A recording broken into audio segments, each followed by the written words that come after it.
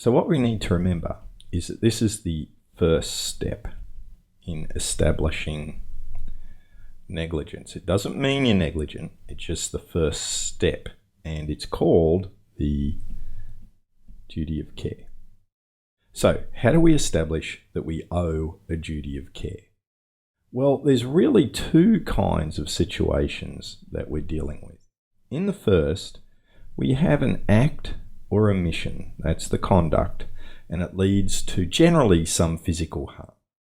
In the second, that we've been dealing with, we're dealing with the situation of economic loss, right? Of pure economic loss.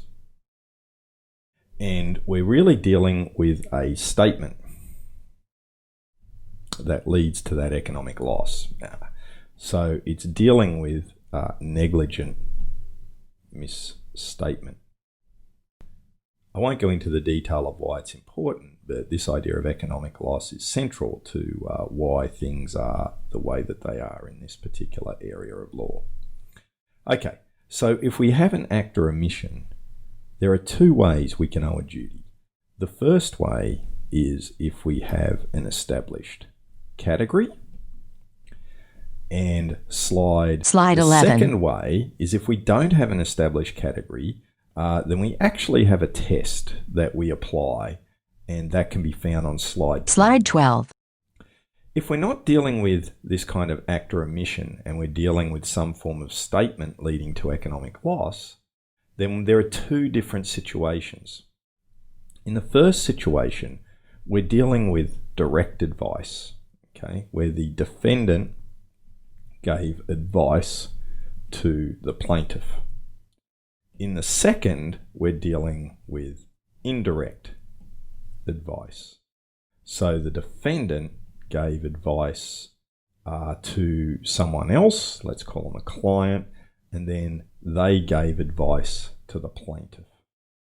The test for the direct advice situation is on slide 28. Slide 17. And for the indirect situation is slide 19.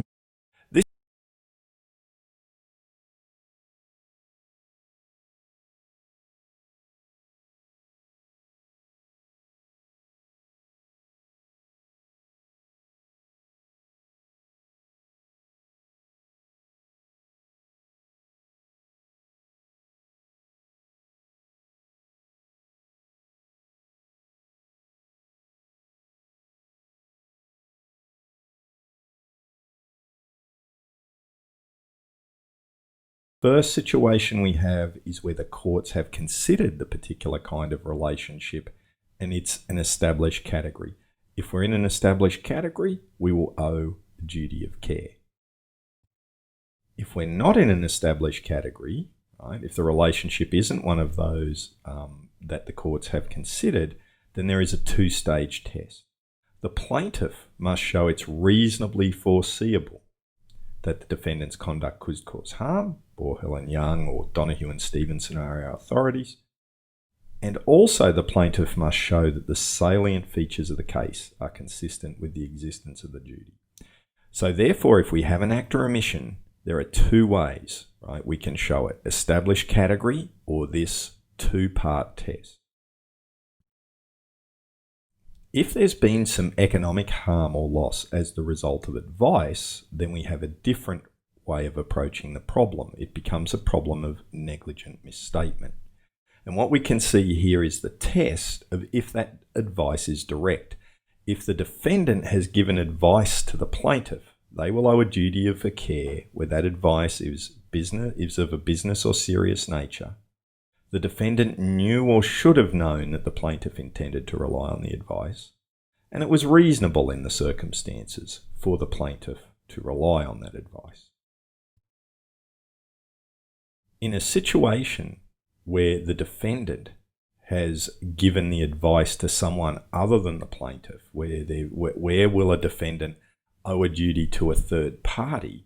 That occurs where they give their client, where the person who they give the advice to, they know that that person is going to communicate that advice to someone else.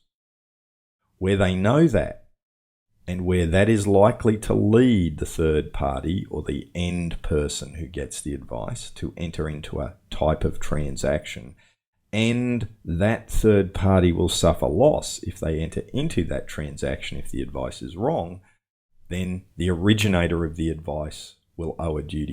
That's a little bit of a complicated test, so it might be best if you go back and rewatch the video on that if you're not understanding that particular slide.